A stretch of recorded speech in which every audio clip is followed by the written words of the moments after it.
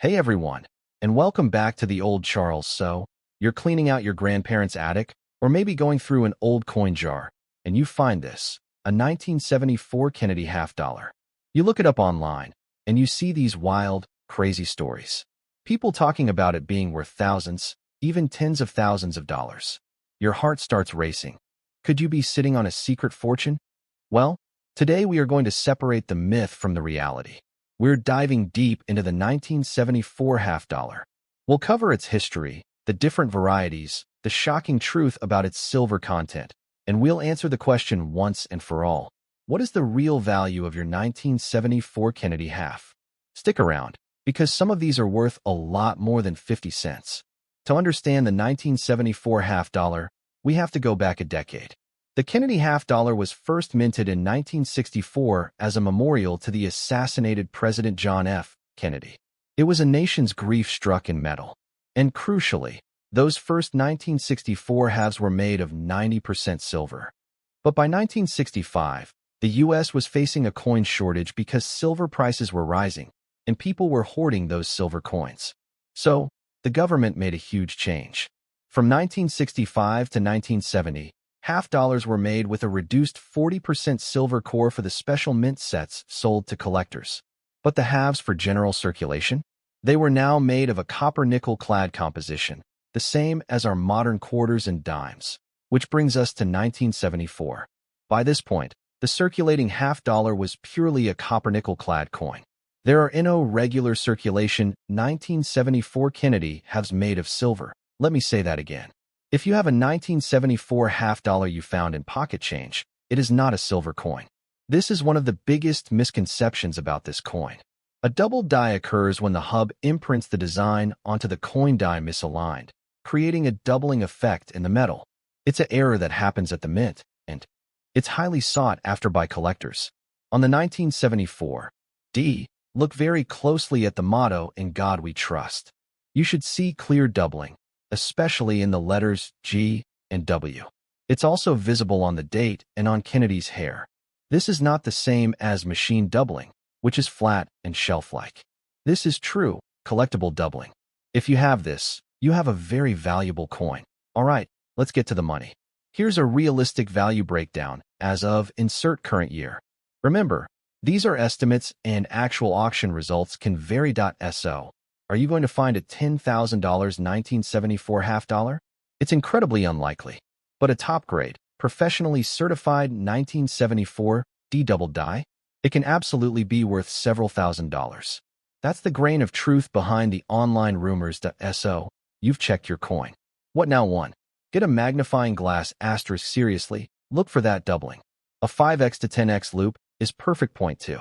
Assess condition honestly asterisk. Is it shiny and scratch-free like it just left the mint? Or is it worn and dull? Be critical. Point 3. For the valuable ones, get it graded asterisk if you think you have an uncirculated coin or, especially, the doubled die. Consider sending it to a professional grading service like PCGS or NGC. This authenticates it, grades it, and seals it in a holder, which maximizes its value. Point 4. Don't clean your coins. I can't stress this enough. Cleaning a coin, even with soap and water, can permanently damage its surface and destroy its numismatic value. Leave it exactly as you found it. The 1974 Kennedy half dollar is a fascinating piece of modern American coinage. While most of them are just worth their face value, the hunt for that special doubled die, or that perfectly preserved uncirculated example, is what makes coin collecting so exciting. The 1974 Kennedy half dollar didn't appear in a vacuum. Its story begins a decade earlier, shaped by a national tragedy, a changing economy, and a shift in the very composition of American money. President John F. Kennedy is assassinated in Dallas, Texas. The nation is plunged into shock and grief.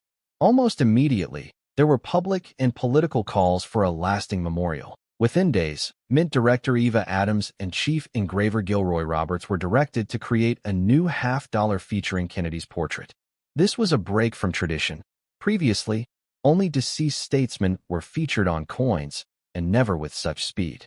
First Lady Jacqueline Kennedy specifically requested that the new portrait replace the Benjamin Franklin half dollar, not the Washington quarter or the Roosevelt dime. This was seen as a dignified compromise. Chief engraver Gilroy Roberts adapted a portrait he had previously created for a JFK inaugural medal. The reverse, tails side, was designed by assistant engraver Frank Gasparo, who replaced the Franklin's Liberty Bell with the presidential seal, evoking Kennedy's role as commander-in-chief.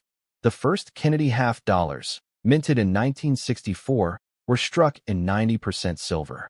This was the standard silver composition for U.S. dimes, quarters, and halves since the 19th century. The public eagerly collected them as a tribute to the fallen president, creating massive demand. The coin's popularity was so immense that it exacerbated an existing problem. The price of silver was rising, making the intrinsic metal value of coins like the silver quarter and half-dollar approach, and even threatened to exceed their face value. Bad money drives out good. People began to hoard the silver coins, the good money, and spend the base metal coins, the bad money. Circulating coinage, especially half dollars, began to vanish from everyday commerce, creating a critical coin shortage to combat the shortage and the rising cost of silver. Congress passed the Coinage Act of 1965.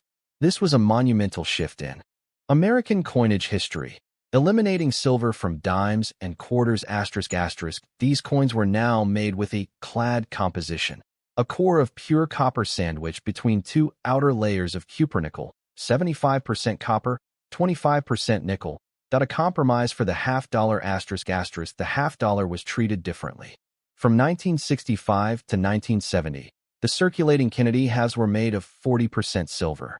This was a clad coin too, but with outer layers of 80% silver and 20% copper bonded to a core of 21% silver and 79% copper.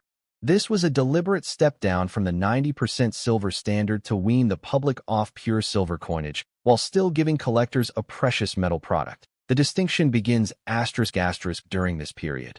The U.S. Mint also stopped placing mint marks, P.D.S., on coins to discourage collecting from circulation and further ease the shortage, by 1971. The transition was complete. The economic need for any silver in circulating coinage was gone. The final composition change ***, starting in 1971, all Kennedy half dollars intended for general circulation were struck in the same copper-nickel clad composition as dimes and quarters. This is the composition of the standard 1974 P and 1974 D half dollars. A common circulating coin ***. In 1974, the half dollar was still a semi-regular part of circulation, though its use was declining. The Philadelphia P and Denver D mints produced over 200 million coins combined for general use. The special collector coins ***, the San Francisco S Mint, as it had since 1968, was now solely dedicated to producing special proof and uncirculated coins for collectors.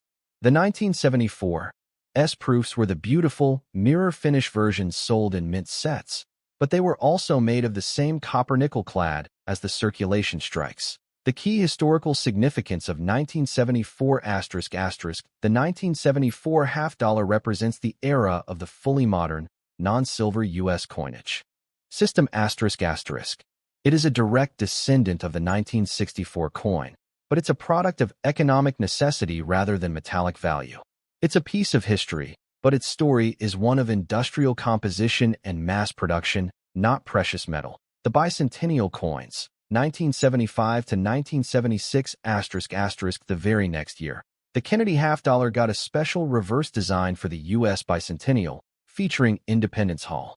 All halves minted in 1975 and 1976 bear the double date, 1776 to 1976. Declining circulation ***. After the bicentennial, the half dollar's role in daily commerce faded almost to zero. They are still minted today, but primarily for collectors and in special sets. The 1974 Doubled Die ***, the one major numismatic anomaly from this year, the 1974 Doubled Die Obverse, adds a layer of excitement to an otherwise common coin. It serves as a reminder that even in an age of mass production, mint errors can create rare and valuable collectibles for a common coin like the 1974 half dollar. Condition isn't just important, it's everything. A worn coin is worth face value. A perfect one can be worth hundreds or even thousands of times more. Coin condition is formally known as grade. Professional grading services use a 70-point scale, but we can break this down into simple, visual categories you can use at home. Here are the key categories, from worst to best, with a specific focus on what to look for on a 1974 Kennedy half-dollar. These coins have been used in commerce and show clear signs of wear. Heavily worn. The date and design are barely legible. You can make out it's a Kennedy half, but details are smooth. Heavily worn, but all major design elements are clear. The rim is fully defined. Kennedy's hair has no detail, just an outline. Moderately heavy wear. You can see the basic lines in Kennedy's hair, but they are flat and merged, moderate to considerable even wear. The design is sharp, but all the high.